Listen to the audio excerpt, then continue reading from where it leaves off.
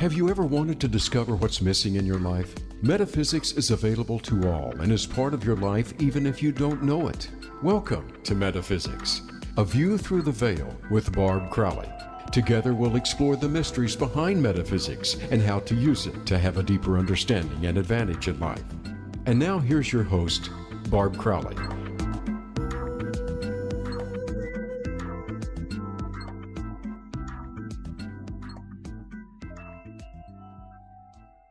Hi, this is Barb Crowley, and welcome to Metaphysics, a View Through the Veil. Today we're talking to George Haas.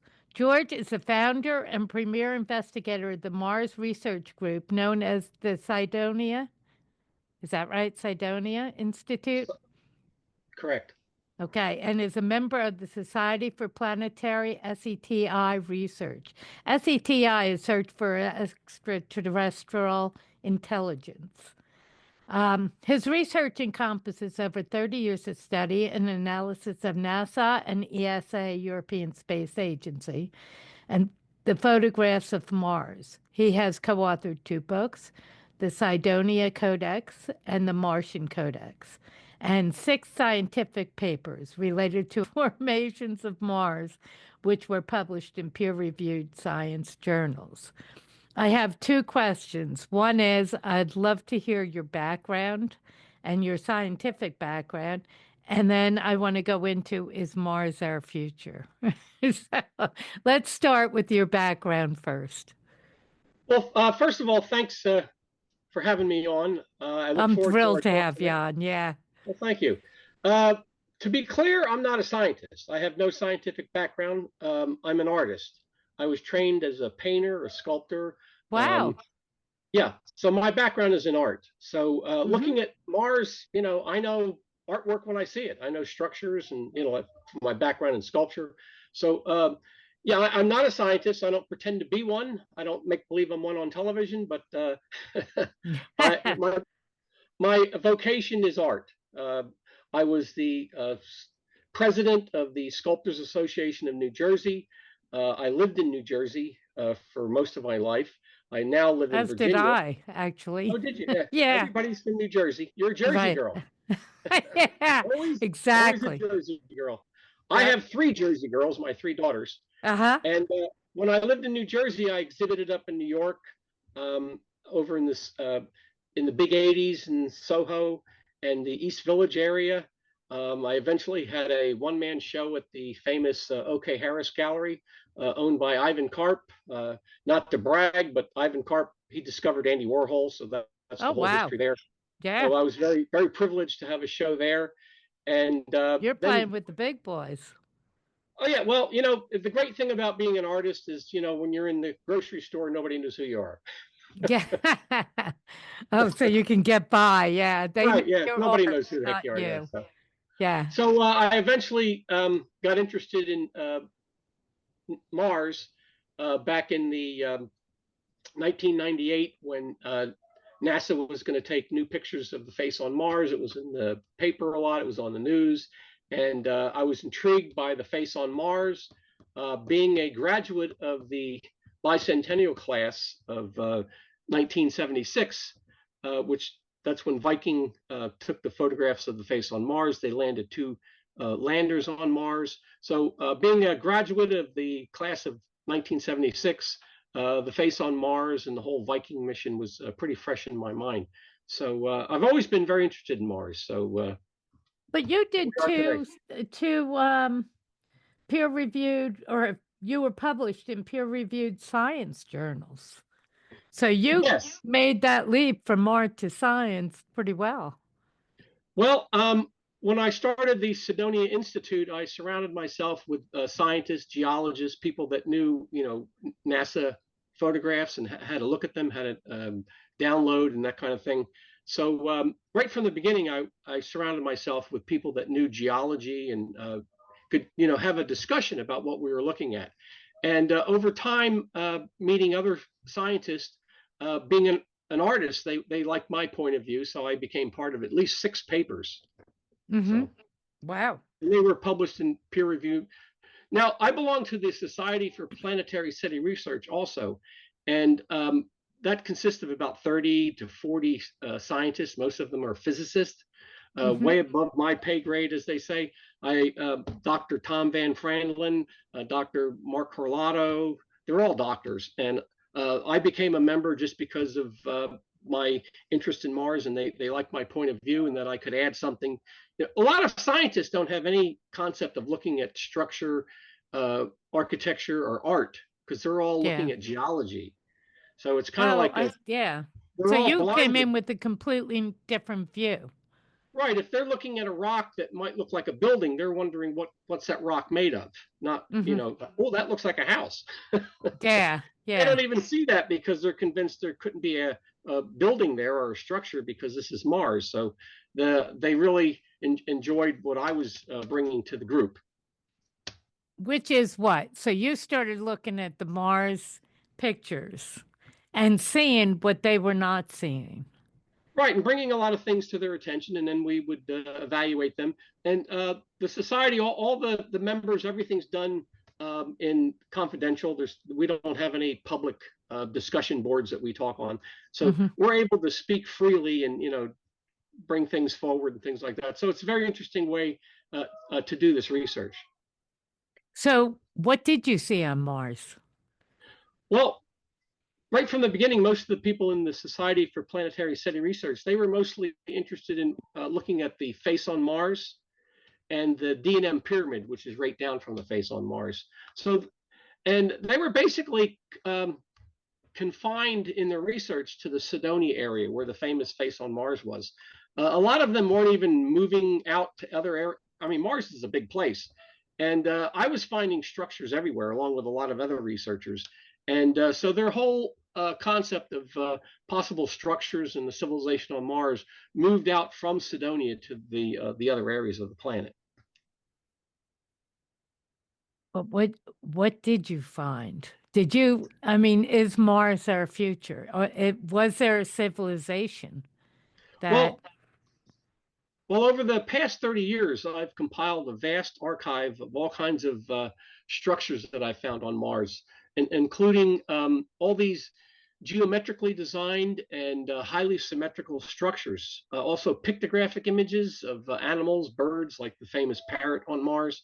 And so this book that I have out, The Great Architects of Mars, is just the beginning of some of the things that I found.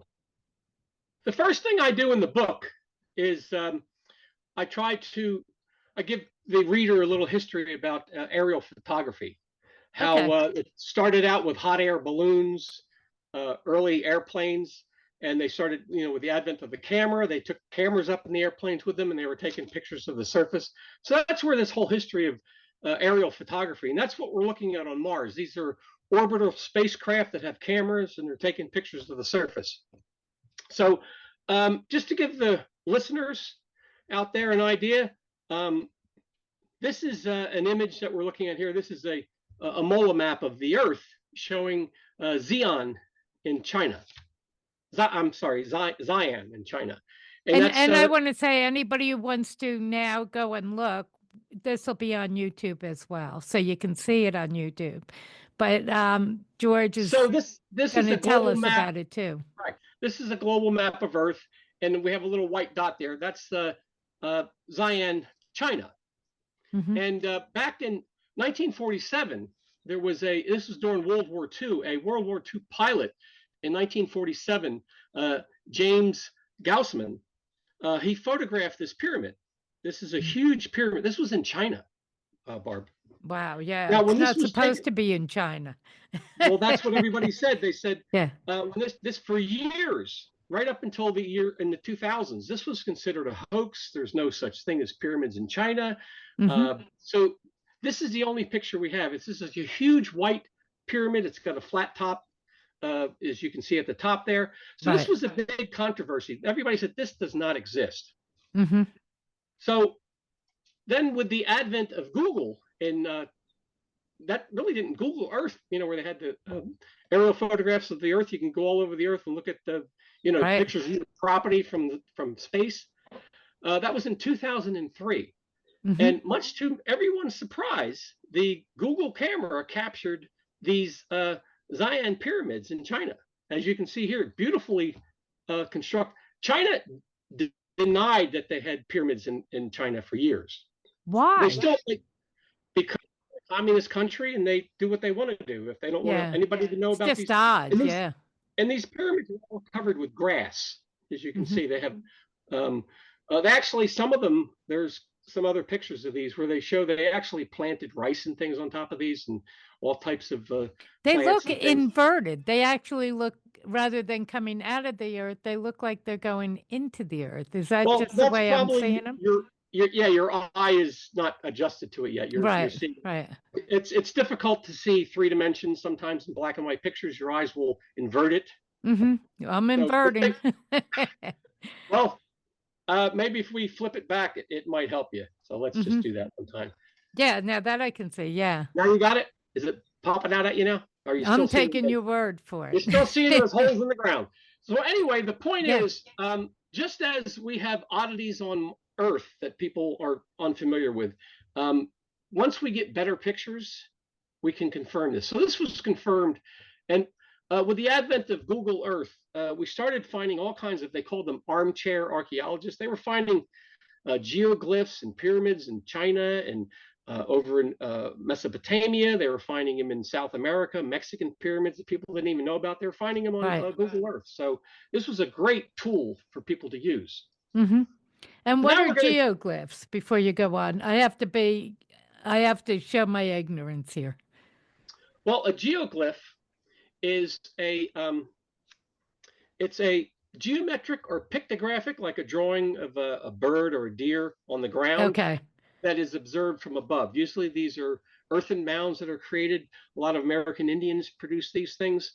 They're almost like silhouettes of birds with their wings out, or deer, buffalo, leopards, things like that. And what I would have considered cliff dwelling pictures, but these are actually on the ground. These are on the ground, correct. Yeah. And they're produced by earthen mounds, accumulation of rock sometimes, just putting them in lines, creating pictures. So it seems to be a human tradition. Most cultures produce these geoglyphic formations.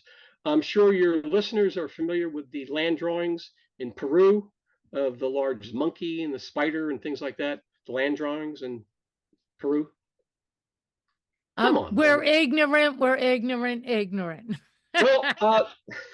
the land drawings in Peru weren't discovered until the 1930s, when planes were going back and forth over this plain, and then they were looking out the window and go, "Wow, that looks like a spider!" And these things are huge. They can't be realized on the ground. You like walk right over them. You don't even see them. They're just like little ruts. You can only see them from above. But right from above, there's. So what does that tell us?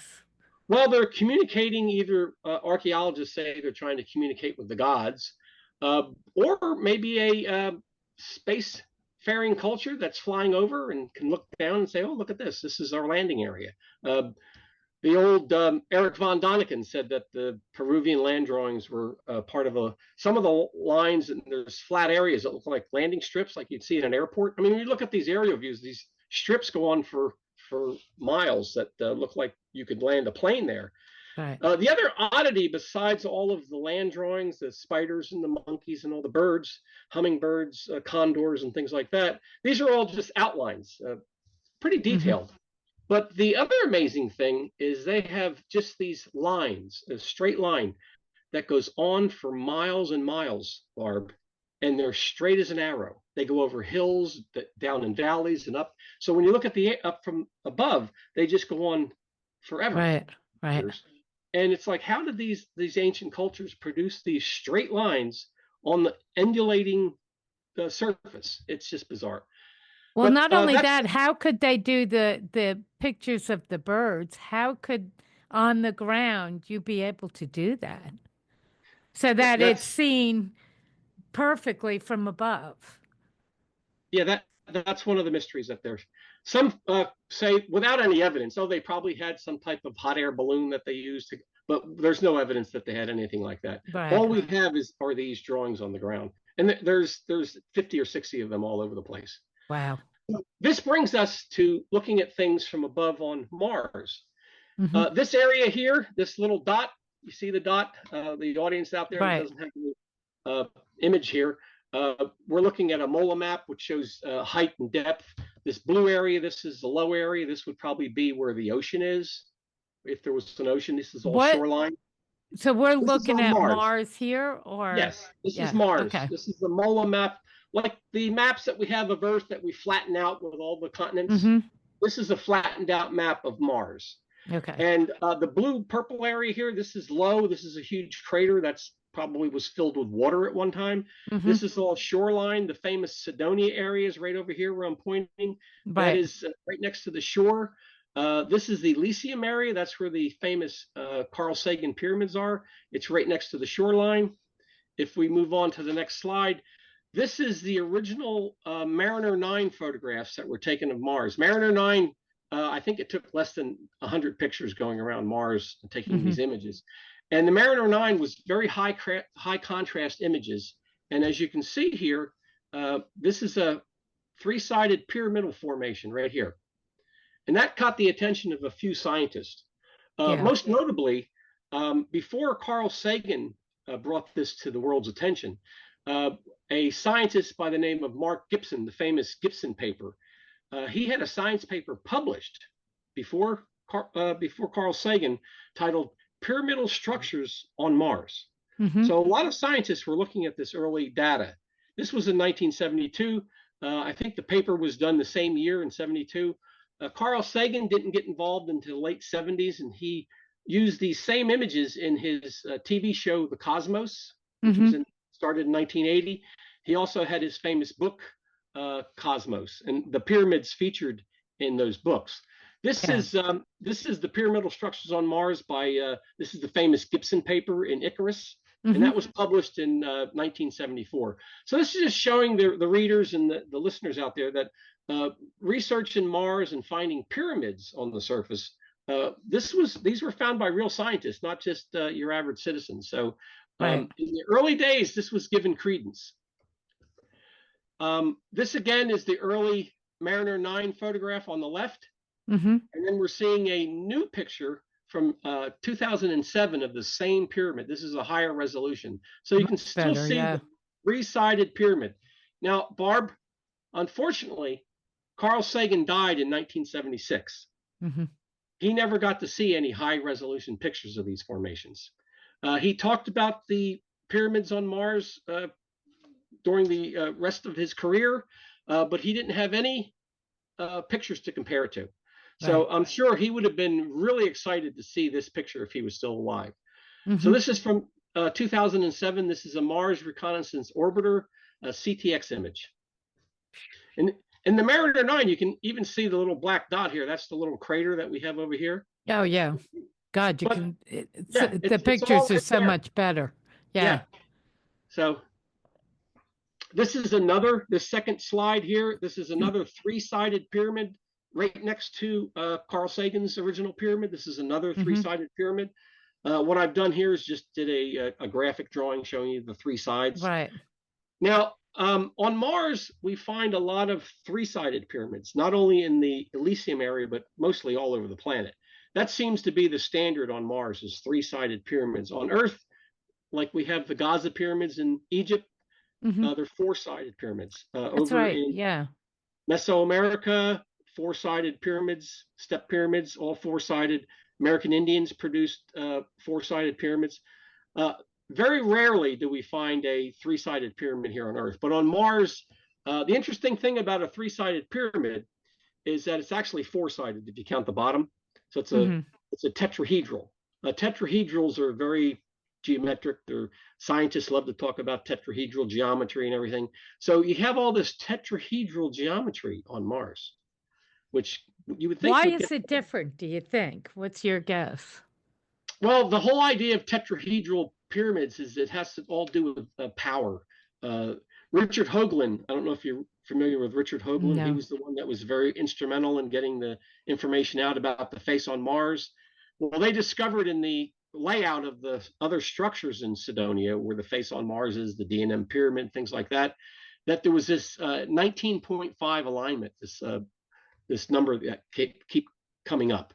And the 19.5 has to do with tetrahedral geometry, which is a signature for energy. Now, if Hoagland and other scientists demonstrated that if you put a tetrahedral three-sided pyramid within the Earth, its points hit Hawaii. Now, Hawaii has an upwelling. The Hawaiian Islands all are there because there's volcanoes under the ocean pushing up. That's where the Hawaiian Islands came from. They're constantly, it doesn't stop. It still goes on all the time under the ocean. So that's at 19.5 on Earth. Now, I'm sure you know about the spot on Jupiter that goes around in the storm. I know nothing, George. I love you, but I know Barbara nothing. doesn't know anything. Not Barbara, a thing. You know the plant. Let me educate you. All right, Barbara. You know the planet Jupiter. Well, yeah, Jupiter I've heard of. I know Jupiter. Yeah, and it's got the big eye of Jupiter that goes around and around and around. Uh-huh. That's at 19.5. Oh, okay. Yeah, well, now, that's weird. On Mars, we have the Olympus Mounds, the largest dead volcano in the solar system. It's an area of Mars. It's called it's a big volcano. Mm-hmm. It's called Olympus Mounds. Okay. You know where that's located? On Mars. 19.5. 19.5? Yeah. So this goes on. We could talk about this for hours, but so on Mars, we have a lot of three-sided pyramids. Now, in the same area that we have these three-sided pyramids that Carl Sagan was talking about, and also in part of the Gibson paper talking about these pyramids, in the same area, these are two different formations, Barbara. Mm-hmm. These are polygonal pyramids. They're like five-sided. They got points, and they look very symmetrical. If you look at these, it almost looked like they were gouged out. Somebody carved these out of a mound. Right. And they're almost identical. However, the one on the left is about 2 times as big as the one on the right. I call these star shields. They're mentioned in the book about their dimensions and all their alignments. And the one on the right I call Star Shield Junior. Mm-hmm. Now, if you look at these 5 points, it's very similar to what we have on Earth. These are called star forts. There's a star fort in Santa Teresa called a star fort. You notice it's got the same little point at the top. Now, if this was covered with dust and dirt and ice, it would probably look a lot like one of these guys. Oh, I see. Yeah. See it now? Yep. This is on Earth. These were defensive buildings, part of military. How old are these? This was built in 1776. Not that old, really. No. Well, it's rather old, but not old as things we find out over in Europe and things. But and when you're talking to the pyramids too, Oh yeah, not as old as those. No. Yeah. And star forts were very popular in France, around the world, and they were also used during our Civil War. In the United States, we have a lot of star forts. What is the purpose? Well, they're defensive. See these bastions here. They're very defensive. You can have cannons here and shoot off, and it's very difficult to approach a V-shaped, bastion. Oh, okay. So this is a military compound. Mm-hmm. So it looks like we might have some military type formations on Mars. These star shields. Do you think they were defensive as well on Mars?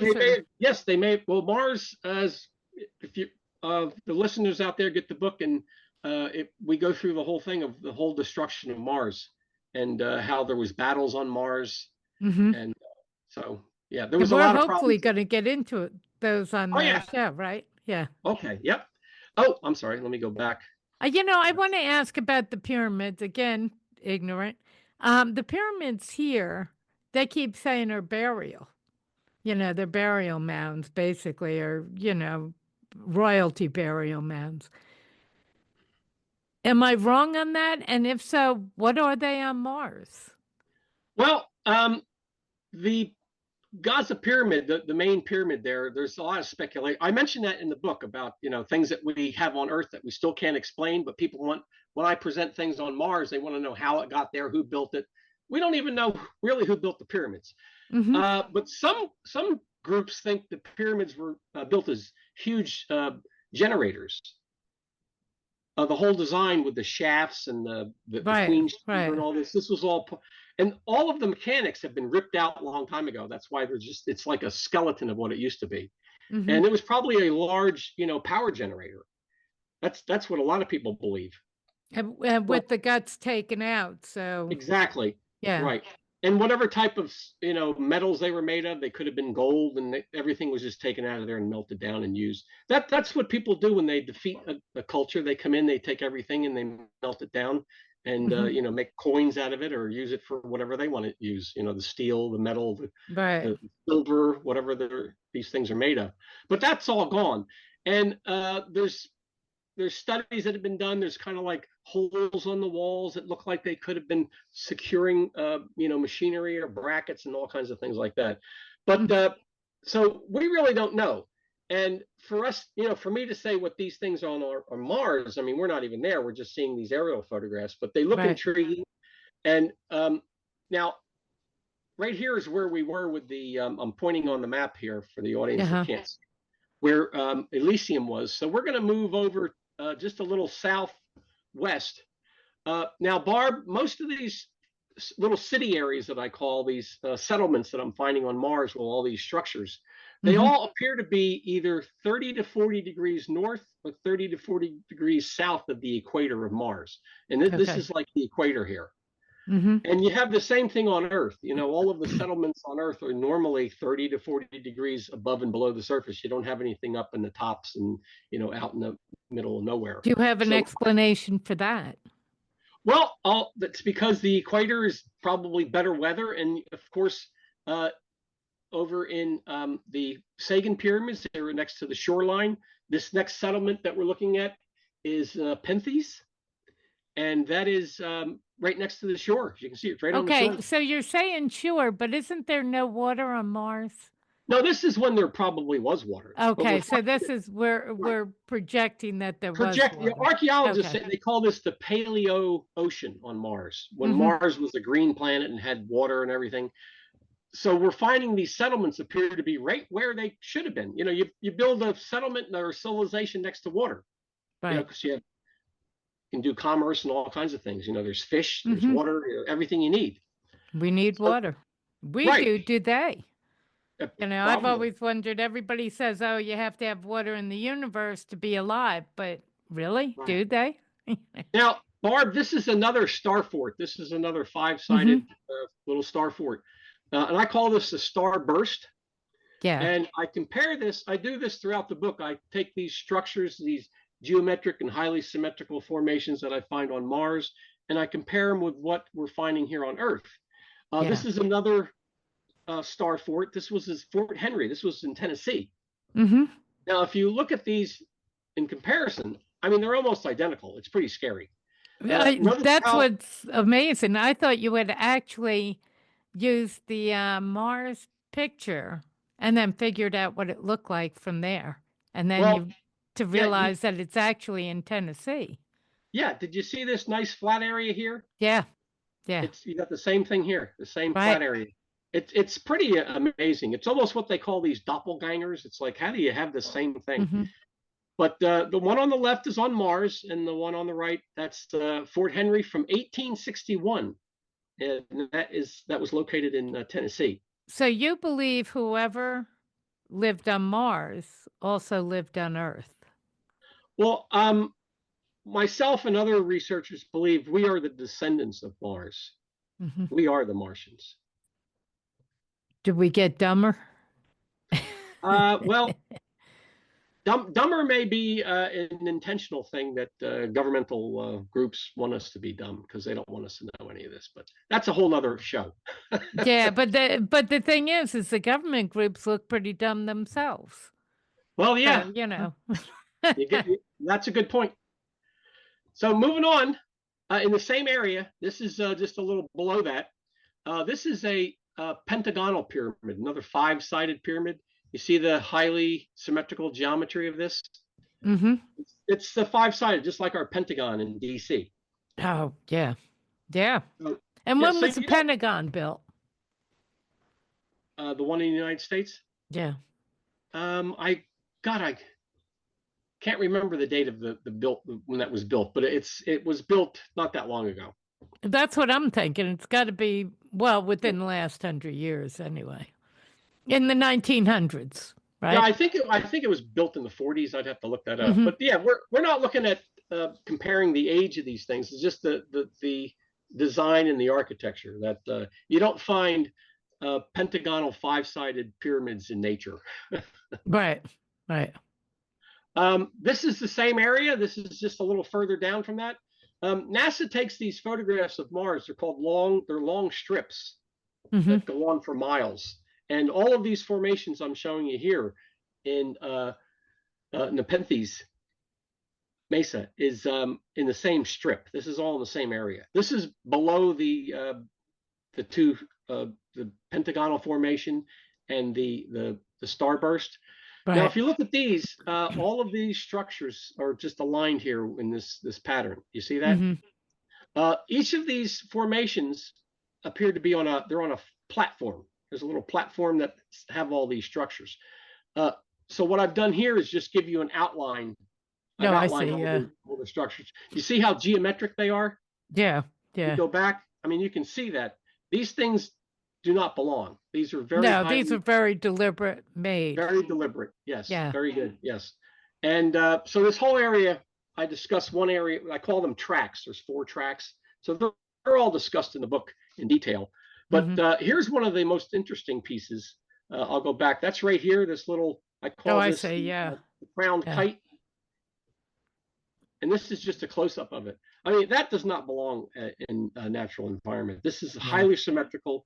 I show this to a lot of people. They think it looks like a spaceship. That's what I'm thinking. It's a rocket ship of some kind, or Cleon, starship. But it's highly symmetrical. It's bizarre. It does not belong in a natural environment. So this is another geometric formation that's highly symmetrical that I'm finding in this area. And this is just one of them in that whole track there. Right. This is the one at the bottom. This is a platform. It's got a circular dome here and a large bar. The image on the right is from American Indian Mound. It's called the Jason Mound Group. And I mean, it's almost identical. It's identical. This is a platform, and it's got a circular mound, and then this elongated mound here. What size are these? Like this particular one is probably, I don't know, it's probably a half a mile long from the dome here all the way to the end. Everything on Mars is very large. Yeah. It has low gravity, so whoever was there could afford to build these huge structures. Now, my contention is that this dome here, this is what I call an arcology. And this here is probably this is where people lived. This is a structure that these are bases. These were all occupied. They weren't just built, as mounds for burial or whatever. Right. These were their little cities that we're looking at. Now, is this covered over by silt and that kind of thing, or were they actually built underneath? No, these are 3-dimensional structures that are covered contemporary at this point. NASA scientists will tell you that they're covered with dust and dirt and ice on top of these. And you can see how geometric they are with this ice and dust being covered. So you can imagine what they look like if you were to remove that. Yeah. I mean, they'd be even more spectacular. This here is called the elongated hexagonal mound. This is in the same area. And what I've done here is done an outline showing you the geometry of it. Right. There's a little triangular pyramid right here. I see. Yeah. Sitting next to it. And it has this this mound or dome at the center of the platform. You see the little dome there? It's almost rectangular. You see that, correct? Yeah, yeah. Well, this is over in Turkey. This is almost the same structure. Oh my God, it is the same thing. What do you think? Unbelievable, isn't it? Yeah. Now, this picture was taken by the Corona satellite back in, I think, the 1960s. And the odd thing is that this mound on Mars seems to have all this little city. See all this grid work over here? Like there's a little city on top. Over in Turkey, this mound has this is all city. This is ancient ruins of a city that's on top of this mound. It's almost like a mirror. On Earth, it's on the... It is a mirror. It's a reverse mirror, but it's a mirror. Yeah. It's like, you've heard the term as above, so below. Yeah. As above, so below. It's just amazing that I'm finding these structures and these formations on Mars. So moving on from there, we're just going to move a little bit more to the west, and this is the Libya Mounds area of Mars. And again, if the audience out there can imagine, we were on the shoreline here. Now we're going over to the shoreline here in the Libya Mounds area. Now, this is a what we call a keyhole. Some people would think it's an exclamation mark. You got your dot here. Yeah, it looks more like that. Yeah. But you can see how the geometry and symmetry of this, it's just remarkable. And this would not be something that would be made naturally on the surface. No. Any type of wind erosion or whatever would come through. If you had wind coming down the sides of this straight edge here, it would just get rid of this circle, the dot down here. So this is just an amazing formation. We had a science paper published about this, myself and the other group of scientists, 2 geologists and an image analyst.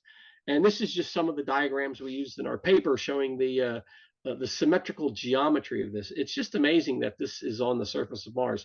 Now, this keyhole sits out in the middle of like a plane. There's like nothing around it. It's all by itself. So if you're flying over with a satellite imagery from NASA taking pictures, it's like, wow, look at that. What's that doing out there? Right. You'd think it kind of gets your attention. Is there a reason for the structure of that? Do you have any idea? Well, on Earth, typically the symbolic reasoning for a keyhole, it has to do with death. These are tombs. Oh, okay. The Egyptians used keyhole symbols. Here you have one, Saudi Arabia. Yeah, this is in Saudi Arabia. This is a big tomb that these, again, were not even known about. They were found by Google Earth. There's a bunch of these. They're all out in the middle of Saudi Arabia. These were supposedly created by the old ones. Nobody knows what culture did it. But supposedly these were used as tombs. Like some of the royalty were buried in the center here. And some in the circular part. So it just shows that we have the same symbolism on Earth. Yeah. Now this one, Barb, should really knock your socks off.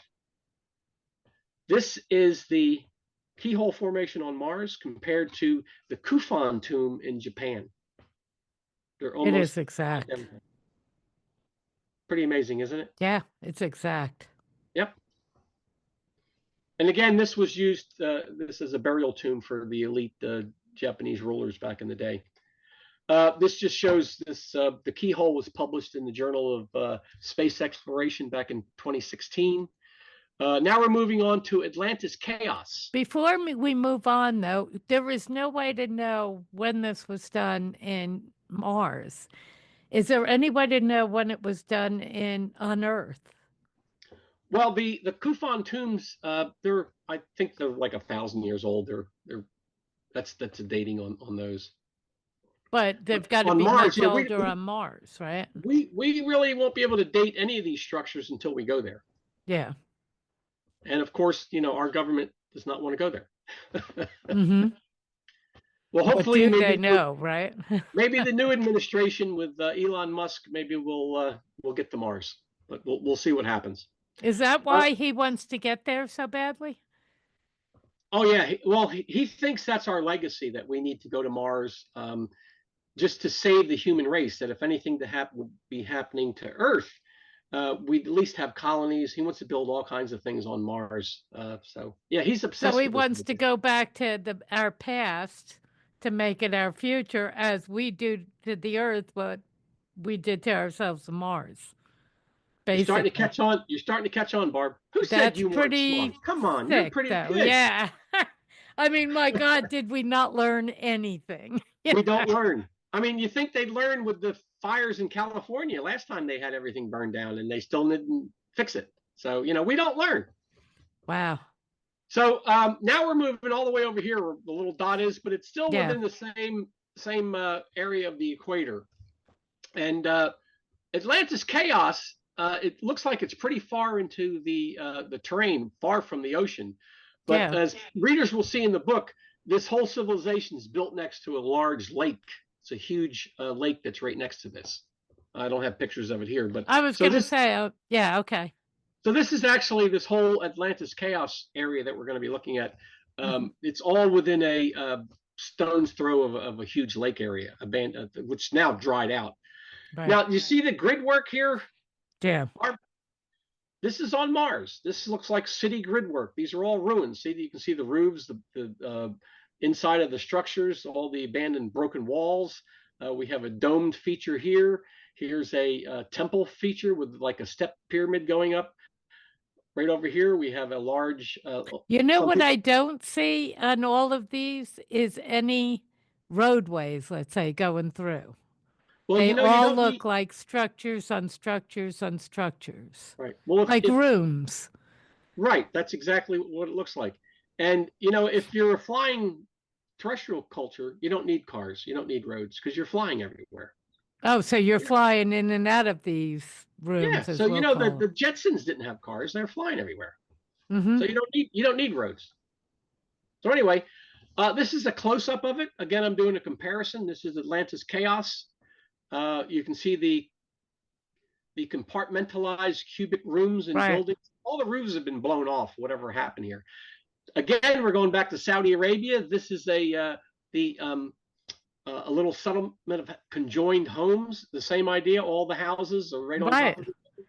But It's there are almost no flying cars there. no, but it's a similar architecture. It's exactly the same. Yeah, pretty scary, huh? This is Barb. This is on Mars over here. To the left, it's on Mars. Yes. I'm looking at Saudi Arabia thinking, well, how are they doing it, getting in and out? Right. Yeah, it's very, very compact. I guess you got to like your neighbor when you live in a complex like that.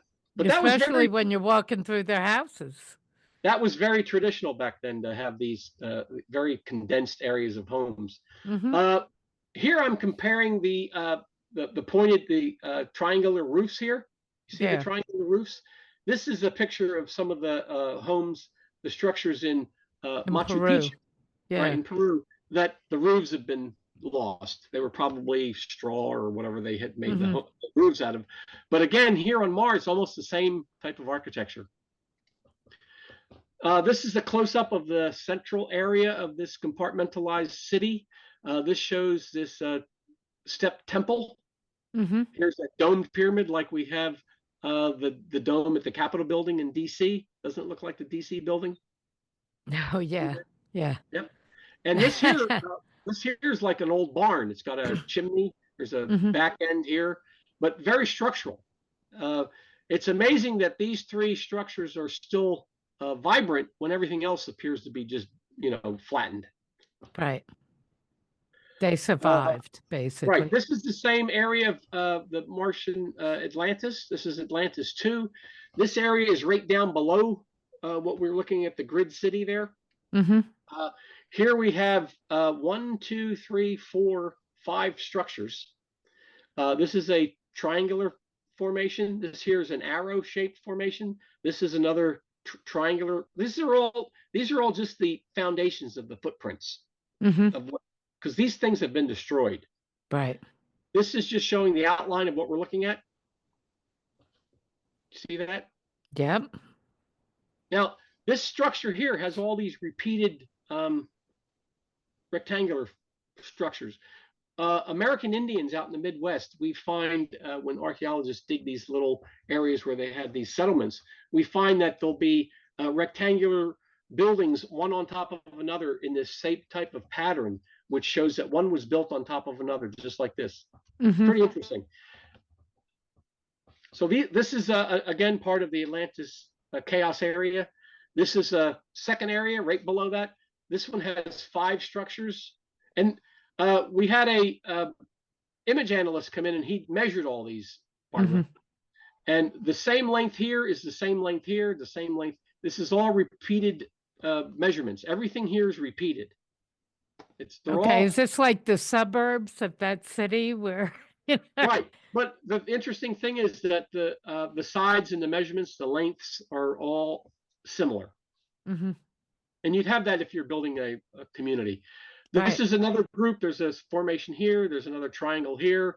There's a formation over here. And this is just showing the outline. These are all discussed in detail in the book. This here is chevron, another triangle. This image here. This is almost identical, this one in the center, to a formation in Egypt, which I discuss in the book. Almost looks exactly like this. You see in the center of this, the square? Yeah. See the square in the center? The structure in Egypt has the same thing. It's mentioned in the book. I don't do the Do you descriptions. think, though, that they came here to recreate Mars? To recreate it, or just use the knowledge from ending up with the same structures? I think so. The same, like I call the book, the great architects. Whoever had this knowledge of how to build things, they brought the same technology with them when they came here, and that was bestowed onto all these other cultures. That this was like the template, how to build things, Right. and that's why they look so similar. Does that make sense? Yes and no, because unless there was a very specific reason for these shapes, and usually an energy reason. Usually people will take the basics and then expand out. But you're showing me the exact same things. Yeah, it's mind-boggling actually. Yeah. I can understand the power that you get from the pyramidal formations with the three-sided pyramids. Those are all probably power generating structures. These are more, I think, housing. There's research going on in here. This is probably developments. Like I said, arcologies where people were living inside these huge things. Moving on from there, you wanted to talk about the parrot. Yeah. This is Argy Basin, and this is see the water. This is where we thought water was, right? Right. Well, this is an old crater that and the paratopia we call it. It's right next to the water. Again, where's my cursor? Here it is. Now, this is the famous parrot formation. Do you see the parrot? I do. There's the main body. There's his head. He's got a beak. You can actually see the tongue. He's got a leg that comes down with his feet. Some of the toes are partially covered in this silt. See this dark area? This is all silt. Yeah. He's got a tail that comes down. This is his second foot. You see his foot's like all crumpled. Oh, I see. Yeah. He's actually been shot. You see the dart in his mouth here? There's a dart. Oh my God. Yeah. This is the Mesoamerican, the Maya. Everything we find on Mars, Barb, is related to Mesoamerican mythology, right back to the face on Mars. The face on Mars, which we won't get into tonight, basically is riddled with Mesoamerican iconography. The two-face, the human feline, everything's right out of Mesoamerica, especially this parrot. The parrot's called the principal bird deity in Mesoamerican mythology. Have you heard of the Popol Vuh? That's the Maya Bible. Nope. Book of creation of the Maya. Well, the book of creation talks about the principal bird deity. He was a mischievous god, and he was also called Seven Macaw because he had a celestial connection with the Big Dipper, the seven stars of the Big Dipper. So he was called Seven Macaw, and he's also called the principal bird deity. Well, he stole the sun back in the creation mythology of the Maya, and he took the sun and he hid it. And there, in the beginning of the Maya creation, there were the two hero twins, the two brothers. A lot of cultures have the hero twins in Africa, Mesoamerica, American Indians. They talk about hero twins. In Rome, you had the two twins, the two brothers. They were raised by the wolf. So it's a common story. So the hero twins, they tracked down the principal bird deity who was up in the center of the world at the world tree. He was up at the top of the world tree. So they had their blow dart, and one of the brothers shot his blow dart and hit the bird in the beak. So we seem to have a dart in the bird's beak here, right here. Dart. So he killed the principal bird deity. He fell back down to the earth. That's why his feathers are up here. He's on his side. His foot's up in the air. He's, as Monty Python would say, he's a dead parrot. Yeah. Now we have numerous pictures of this. This picture here, I think, is the Mars Reconnaissance high orbiter, high resolution picture. Over the years, we've had 2 science papers, Barb, published about this, and you probably have never heard of it. Nope. And we had 5 veterinarians look at this, and one of them being a avian bird specialist. The veterinarians found 22 points of anatomical correctness. Wow. which is way above any type. Now, if you look at clouds and you think you see it looks like Uncle Henry up there, or it looks like a, Right. 57 Chevy. Oh, that cloud looks like a bird or whatever. They're usually just silhouettes. There's no detail. This has immense detail. This is no cloud formation. So we had 2 papers published, one in 2011 and one, interestingly, 11 years later in 2022 in the Science Journal. This is a close-up of the head. You can see the dart. Oh, yeah. There's his beak, the lower beak. You can see the tongue here. He's got a tongue. Yeah. This is his eye. So there's a lot of detail. That's just the head.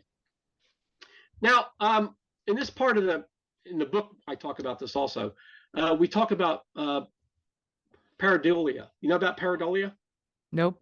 Pareidolia is where people think they see faces. I look at clouds and they look at a napkin, and the way the napkin fell looks like, a profile of Abraham Lincoln or something. Yeah. It's false images. It's called pareidolia. Well, this whole idea of pareidolia started in, it was in the 1990s in the Skeptical Inquirer, this magazine here. And there was an article in there by a guy named Stephen Goldstein. And this was all because of the pressure that a lot of scientists had about when the face on Mars came out, that they tried to say that, oh, this isn't a face, you're just seeing faces. And Goldstein, he used this old medical term called pareidolia, which was actually in the Journal of Mental Scientists. That's science. It's on the left here. This was published in 1868. And there's an article in there about a mental disorder where mental patients see faces everywhere. They'll look on the wall and they're seeing faces. The faces are chasing them. It's a mental disorder. It has nothing to do with looking at wood grain, and because sometimes you could see a little face in wood grain or outside in the backyard, and the way the grass is bent or turned. But we all know that that's not intentional.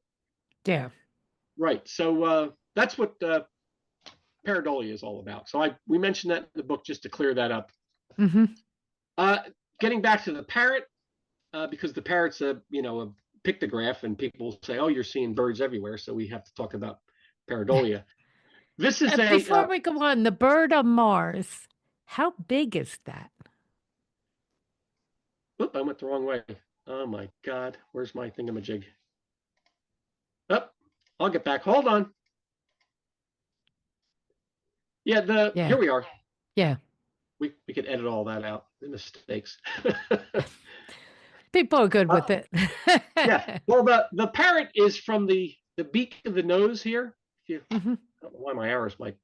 From the tip of the nose all the way to the back of the tail here is, I believe it's about a mile. Wow. Yeah, it's huge. All the dimensions are mentioned in the book, but the face on Mars, to give people perspective, it's 1.5 miles from the top of the head to the chin, and about 1 mile wide, the width of the face. So everything is very big. This parrot's about 1 mile from the tip of the nose to the end of the tail here. So it's huge. Everything's big. Now, that's the face. This is just to show the comparison. If you look at the parrot, it's got its wing up there. It's like a profile. Right. And if we look at this American Indian, this is a Hopewell Indian copper plaque in the shape of a parrot. You have the same thing. You have the parrot, there's his little feet, and there are his wings up. Just showing common, design. Right. Now, this whole idea of pictographs and cities, this is a Yucatlan city. This is from Mesoamerica. This is a Maya, early Quiche Maya, the early Maya civilization. This is one of the oldest cities that the Maya produced. And as you notice, it's shaped just like a parrot. There's the just wing. like that parrot. Right. So this is a whole city that's a pictographic shape like a city, which is pretty interesting. You know what I want to go to, but what's the practical reason? Is that honoring the deities, or what's the practical? Well, yeah. Oh, where were we? Come on, George. Got to go back. Yes, the whole idea of producing a huge pictograph in the shape of a parrot. If you have a culture that's flying over, going around the planet, when they look down, they'll see the parrot and they go, "Oh, that's where Paratopia is." We call it Paratopia. Oh, okay. But, for identification of for identification. geography. Exactly. So when American Indians did that, well, they usually would have their settlement next to an area where they had all these pictographs. In Ohio, we have the Serpent Mound. I don't know if you've ever seen the huge Serpent Mound. It's one of the only, it's the largest serpent mound formation in the world, and right here in America. Most people don't even know about all of the mounds that the American Indians built throughout the Midwest. But whenever they built these pictographs, these mounds of deer or birds, they would have their little settlement, their city next to that. So that was like a marker, either alerting the gods that this is where we're at, or somebody flying over. Now, if you were flying over Mars, you'd see this parrot, and that would say, "Hey, this is Paratopia. There's a city here." Now, where's the city? The city is up above the wing, which I talk about in the book. There's a whole bunch of ruins and all kinds of structures up in the wing. So there's a whole ruins of a city up in the wing, which you'd have to, all have to get the book to see about that, because we don't have time to talk about all that here. Yeah. So that's Paratopia. This was found by a member of the society, not the society. This was found by one of my members of the Cydonia Institute all the way back in, I think, 2002. He was an anthropologist, and he lived in Philadelphia, and he was also a land manager, and he discovered this. And currently, after NASA took these high-resolution pictures of the Mars Reconnaissance Orbiter, they've actually called this area Paratopia in his honor, which I think is great. So that's Paratopia. I think we have 3 chapters on the parrot in the book, so I think there's a lot to digest in those 3 chapters.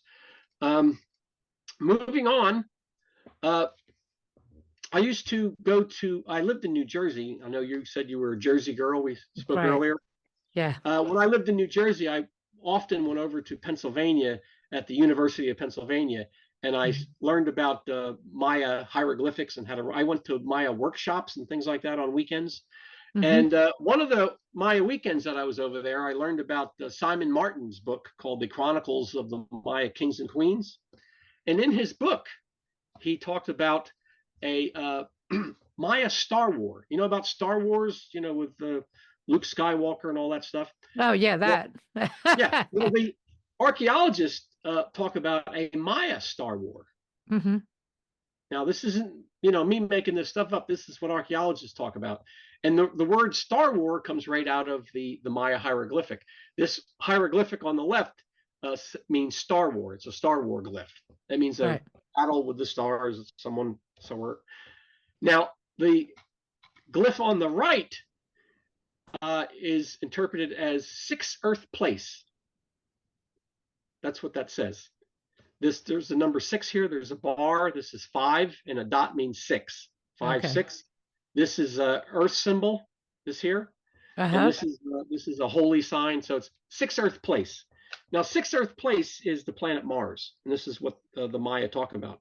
This battle that they had with 6 Earth place. The battles took place between the Maya cities of Tikal, Cozumel, and the Mars was also identified by the Maya as the Mars beast. This is a portion of the Dresden Codex. This is the Mars beast. This little serpent-looking character, like a dragon. He's got his nose comes back. You notice how his nose comes back on himself? Over here, this is a glyph for an axe. This is a little axe head here, which is a connection to the Maya rain god, which is war. So you got the Mars beast with the war glyph. So there's something going on with Mars and war here in the Maya hieroglyphics, in the Dresden Codex. The Mars beast, this is the Mars beast again. He's got his nose goes back. These are all symbols of Mars in the Maya hieroglyphics. The Mars beast has a curling tail. He also has 1, 2, 3, 4, 5, 6 dots, which means 6. That's planet Mars. Now, earlier, you and I off the air spoke about the Anunnaki. They numbered all the planets. Earth was 7, Mars was 6, Venus was 8, and they would signify them by stars, a 5-pointed star or 6-pointed star would signify Mars. A 7-pointed star would be Earth. An 8-pointed star would be Venus. So the Maya did a similar thing. They had star glyphs that had different points denoting the planets. And they also used the numbering system like we saw before with the bar and the dot for 6. This just has 6 orbs on the Mars beast. In the Madrid Codex, we have these Mars. Say they have the Mars beast heads. These are figures coming out of the. This is a sky band. They're coming out of the sky. This is the invasion, Barb. Pardon me? This is the invasion of the Martians on Earth. This is right there. So the Martians came and invaded Earth. Yeah. Now you see, they're all wearing. They have axes. Yeah. Just like we had in the war with the Mars head, the little glyph, and then there was a little axe over there. So these are all basically rain gods coming down into the skies as the Mars beast coming out of the sky band. This is called a Captain Sun. This looks like a starship here. He's inside the starship. There's they call these Captain Suns. There's a lot of variations on these. Now you notice I've got to back up a moment and ask on your last slide. The Mars are coming out and attacking Earth, but weren't they so much more advanced? Well, these all signify battles that happened a long time ago. The Maya did a lot of reenactments. I discuss it in the book. Do you know when people go to Civil War reenactments here on Earth?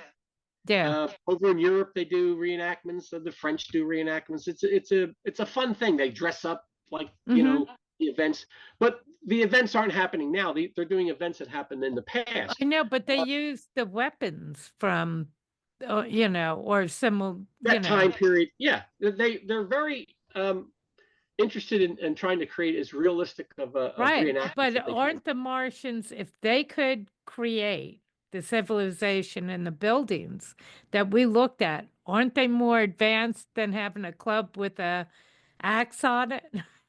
Well, correct, but this is just the hieroglyphic symbols. That this axe. Oh, okay. So this is symbolic, not the real. Yes. Okay, gotcha. Right, and what I discuss in the book in the chapter about the Maya Star War is that the Maya also did reenactments. They had the Aztec did all kinds of battles where they were reenacting these ancient battles that happened between Earth and Mars. And they wouldn't kill their opponents, they would capture them and use them for sacrifice. And each group that they were fighting against had this agreement that this was just a reenactment, and people were captured, and then they would use them for sacrifice for the gods. Capture and release. Right. Yeah. Well, capture and then sacrifice. Yeah. But so there was a lot of that went on, and they'd create monuments in their cities that were all dedicated to this whole history about this war, which is pretty fascinating. Now, this is again which a lot of people say this looks like one of those stargates, from the movie Stargate with all the little. Yeah. There's a part missing here because it's been deteriorated. But the interesting thing about this Stargate with the Sun Captain is that in the 4 corners, these are zip monsters. The heads. See the heads with the nose going back? 4 zip monsters. So it's all about the Mars. These are all Mars connected. This whole idea of we were talking earlier about a nuclear war with Dr. Brandenburg using NASA data and found out about the Xenon 129 evidence of nuclear explosions on Mars. Oh, that's right. Now, did we talk about that off before the show? We did. Okay, so you might have to explain it again then. Right. Well, when we explode nuclear bombs on Earth through testing and stuff, it elevates the Xenon 129 element, and the signature here on Earth. And scientists, from the 40s and 50s, when we were doing all this research, recognized that when we were doing all these testing, the Russians were doing them, we realized that Xenon 129 was elevating, and you could, detect it in the atmosphere. So in 1976, when the Viking went to Mars, it also had a part of the orbital spaceship had a tester that could test the environment and the atmosphere. and they detected Xeon 129. And when they detected that, they obviously knew that there was some type of event that happened on Mars that wasn't natural, because this is not a natural reading. This is caused by nuclear explosions, man-made nuclear explosions. It's a signature. So if you find that in the atmosphere, there's something going on here. And so they've known about this since Viking. They also verified it in all the other missions they had through the Mars Odyssey, the Themis spaceship that was up there, the satellite that went around. And so Dr. Brandenburg, through his research, he found overwhelming evidence of the Xeon 129 in the Cydonia area, which we point to here. That's where the famous face on Mars and the little city there with the D&M pyramids and all that stuff. And the other area was over here in the Utopia area, where the other arrow is. So these two areas, and these bombs, according to Brandenburg and his research with looking at the photographs of the surface, these bombs were probably blown up above the surface, kind of like we do the nuclear. When we hit Nagasaki, it blew up above the ground, not below. So his whole thesis, he has 2 science papers written about this that talk about this whole evidence of these nuclear explosions on the surface of Mars. Oh my God. So Mars very possibly is our future. So we're going to do this to ourselves the way Mars did that to themselves? Well, possibly. It seems like we have a long history of planet hopping, going back and forth between, But what happened to their water? Well, through all of these explosions and this battle and these wars that went on, the whole atmosphere was lost. That's another mystery. I mean, again, I'm not a scientist. My background's art. I can only speculate or give you evidence that other people have looked at and through their research. But the Mars lost its whole the magnetic field, and the whole atmosphere was destroyed. There's a very low atmosphere there now. And what I've seen through Dr. Brandenburg's research and what I've found on Mars, Mars has a long history of battles and disasters. The Maya Star War dates back to almost 1 million years ago.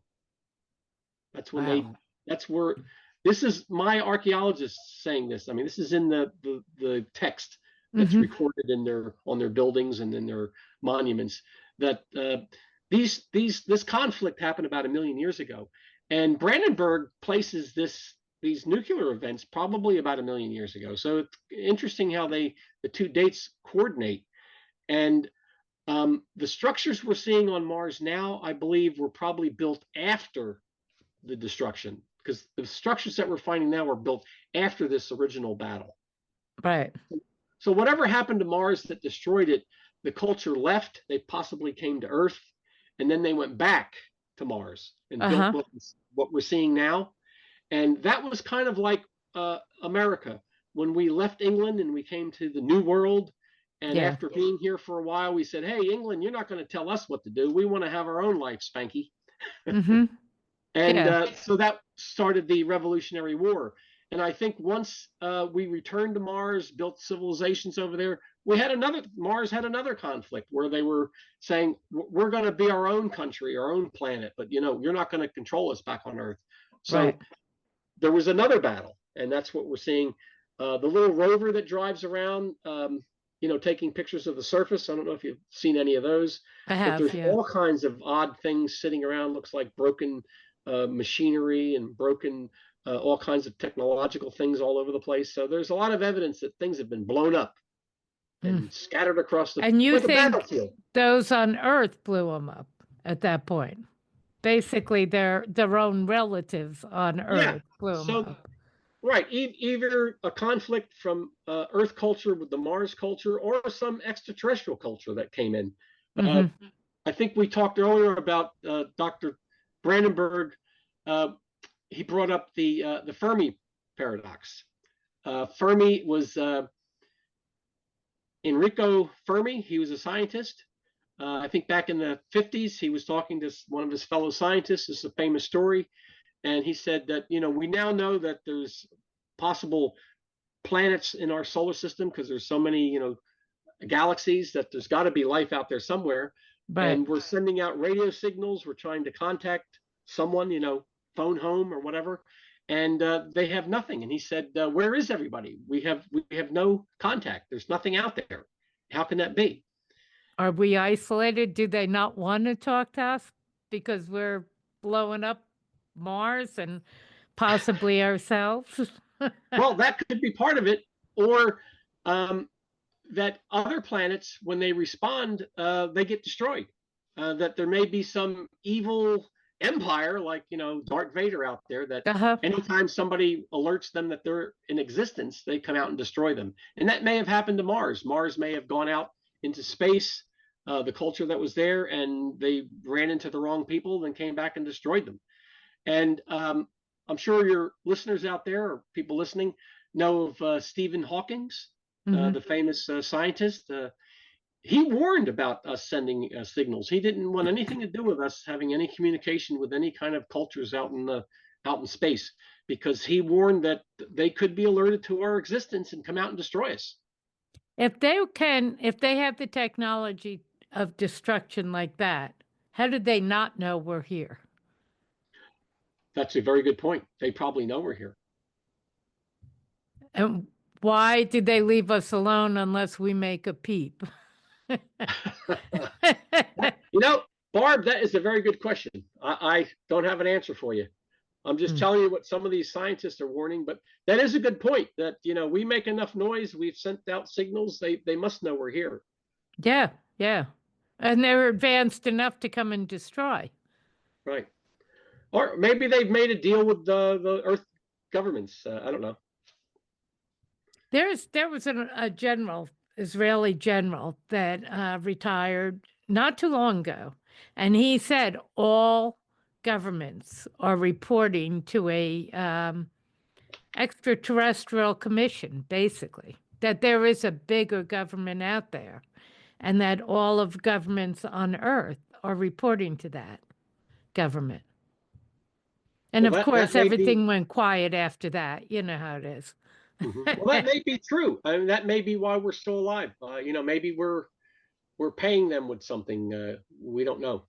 We'll leave you alone. I think we have to be protected somehow because we're not very advanced.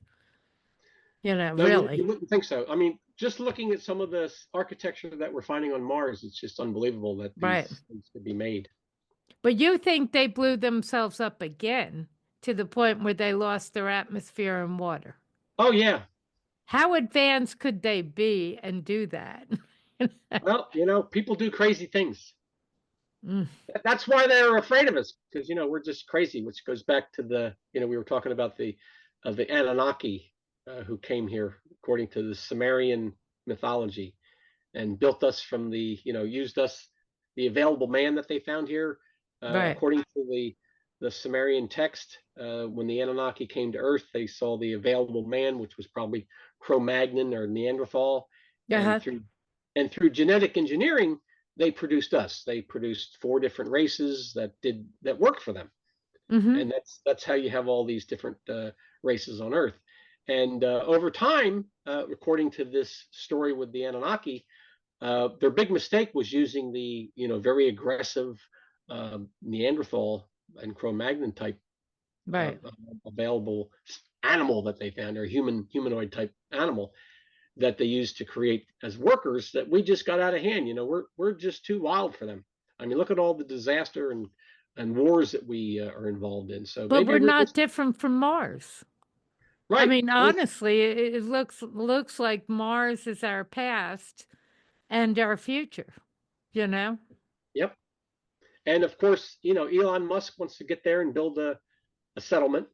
So we'll just start it all over again.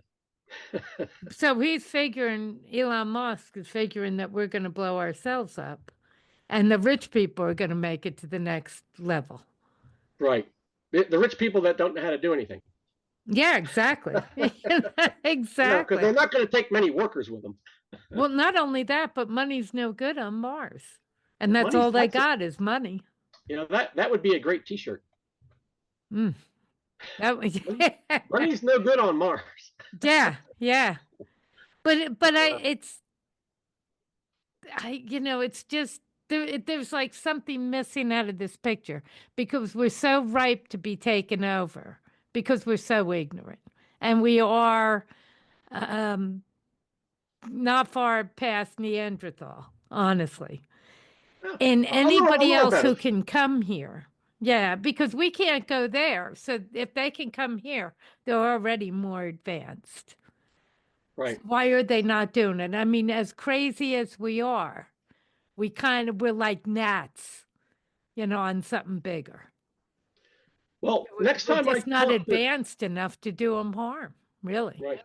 The next time I talk to Dr. Brandenburg, I do talk to him occasionally. He's also a member of the Society for Planetary SETI Research. That is a good point. That if they can do this, they obviously know we're here, and why haven't they done anything? That's right. A very good point. Right. And then what I said at the beginning, that the minute I heard about AI, I thought we may very possibly be somebody else's AI that got taken over by bacteria. And then, and they just left. It was like, well, these things just kind of went bad. It was like, it's almost like mold growing in something. It's like, we're not even going to try and clean this up. We're just walking away. And because our intelligence seems to be dropping, we don't seem to be getting smarter. I don't know if that's only my opinion, but I look back at the pyramids and what was on Earth, what was created, that we can't even figure out how they did it. So obviously our intelligence has dropped, and we have lost a lot of ability, to create that used to be here. So, that is an interesting idea, that some researchers, think that we're been put to sleep. We don't know about our past, and we're just going through the motions, and it's been turned off. And but we keep having these conversations. Right. Well, hopefully with my new book, The Great Architects of Mars, people will wake up. Do we want to wake up? God, I mean, what you're saying is pretty terrifying. Yeah. Well, and then what about there seems to be other dimensions and portals into this world, the Sasquatches, some of these things that seem to come through portals. I look at, I've talked to a lot of people who have seen UFOs and talk about UFOs, that kind of thing. First of all, do you think they're from other planets? And why are they here for such a short time? The other choice is they're our own military. But you're talking about like the Tic Tac and the little I think those are unmanned type of drones. I mean, they go so fast. I don't think a person. They say that you couldn't even be in one of those to survive. So they're probably unmanned. Somebody's controlling them. I've spoken to some people that part of the CIA and things like that. Can't mention any names. Mm-hmm.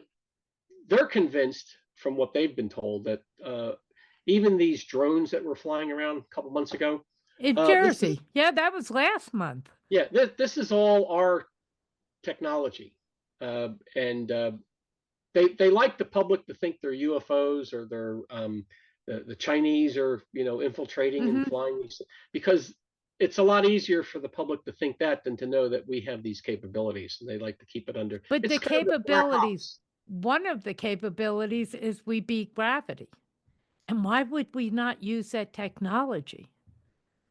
Why would we blast a rocket to space on all of this fuel if we know how to beat, gravity? Yeah. When people have that type of knowledge, it's power. So. But power's no good unless you use it. And I see no use for it. You just got the sayings. That's another great T-shirt right there. I got to get the T-shirts, right? You do, yeah. But I cannot. Write this down. Huh? I'm writing these down. Okay, you get that T-shirt. Send them to me. But honestly, when you look at it, it's like, well, if it's ours, and we have had it, because these sightings go back to the 50s, probably before that, and we've had this technology this long Why have we not built on it and Well, progressed yeah. past it? Well, I think the technology gets out slowly. It's like we all carry around, these cell phones, and that's like a mini computer. I mean, Right. it's amazing technology, but it just happens slowly that we're not even. It's when I went to college, we talked earlier that I graduated in 1976. Mm-hmm. This type of technology was not even thought about. I mean, it was Right. amazing. Right. And they talked about there was a book out about future shock, about how Mm-hmm. people in the future. I'm not sure if you remember the book Future I Shock. remember the book, but I don't either. I didn't Well, read it, or I have no memory of what the it whole said. premise of the book was that things would happen so quickly that we wouldn't be able to keep up with the way technology advanced. But Mm-hmm. that really never happened. It wasn't. We're not victims of future shock. We've actually accepted it very quickly. And Right. if you would go back to, I mean, like the old Seinfeld show where he was bragging around, running around with that big phone that he had in his yeah. car, I remember those and phones. everything. Yeah. Yes, it was huge. I mean, big phone, so he could talk in his car or whatever. Mm-hmm. We have little cell phones that do that. It's like, and they're But computers. that was, George, that also was very quick. I mean, when you look at Seinfeld, what was that, early 90s? Yeah, it's all happened very quickly, but we've Yes. adjusted. We're not having any future shock. Right. But if that was kept secret, nothing would build on that. Right. I mean, we would have had computers and never made it to cell phones, because what's the purpose? Right. If it was kept secret, what's the purpose? And I look at UFOs and think, if we have beat gravity, what's the purpose? Right. If we don't have use for that, why have it? Well, I I just think doesn't make sense. No, it doesn't. And I mean, it doesn't make sense looking at these structures on Mars either. It's like, how did they get there? Well, how come they look like things here? It's just mind-boggling. But it's just something that I think the government wants to keep under wraps. It's all about power. There's probably one segment in the government that wants to move this forward, and there's the other that doesn't, and it's a conflict.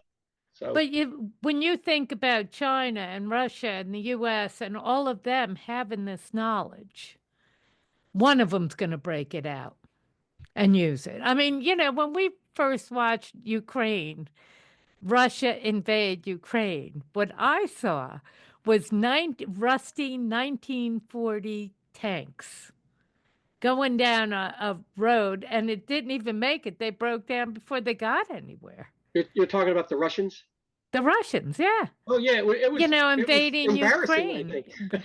Why wouldn't they send in these crafts that have no need of gravity, that actually can come in, stop, hover, and then take off in a shot and be absolutely silent? Right. I mean, what are they doing with these tanks?